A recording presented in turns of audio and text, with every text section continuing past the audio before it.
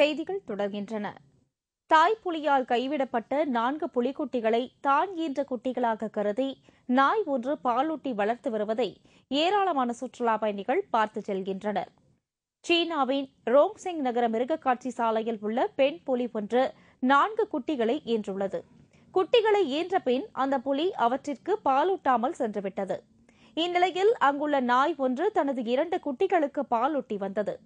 கைவிடப்பட்ட 4 புலிக்குட்டிகளையும் தனது குட்டிகளைப் போல் பாவித்து அந்த நாய் பாலூட்டி வளர்த்து வருகிறது. இந்த அதிசய காட்சியை ஏராளமான சுற்றுலா பயணிகள் பார்த்து செல்கின்றனர்.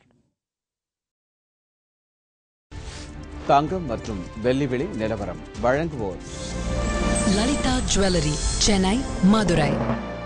இன்றைய தங்கத்தின் விலை: தங்கம் 1 கிராம் 2750 ரூபாய்.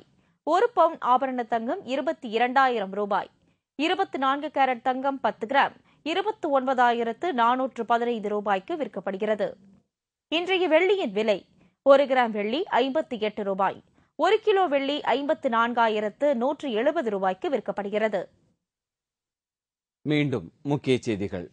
புதுக்கோட்டை இடைத்தேர்தலில் தேமுதிக வேட்பாளர் ஜாகிர் உசேன் வெற்றி பெற்ற ஓராண்டுக்குள் தொகுதி மக்களின் அடிப்படை தேவைகள் அனைத்தும் நிறைவேற்றப்படும் என்று கேப்டன் விஜயகாந்த் உறுதியளித்தார். குடியரசுத் தலைவர் பதவிக்கு போட்டியிடும் தம்மை ஆதரிக்குமாறு தேசியவாத காங்கிரஸ் கட்சி தலைவர் PA சங்மா எல்கே அத்வானியை நேரில் சந்தித்து வலியுறுத்தியுள்ளார். 15 மாதங்களுக்கு பிறகு சென்னை வந்த முன்னாள் மத்திய அமைச்சர் ராசாவுக்கு விமான நிலையத்தில் திமுகவினர் உற்சாக வரவேற்பு அளித்தனர். பாஜக தலைவர் கட்கரி யோகா குரு ராம்தேவின் கால்களில் விழுந்தது கண்டிக்கத்தக்கது என்று அக்கட்சியின் மூத்த தலைவர் சங் பிரியா கௌதம் குற்றம் சாட்டியுள்ளார்.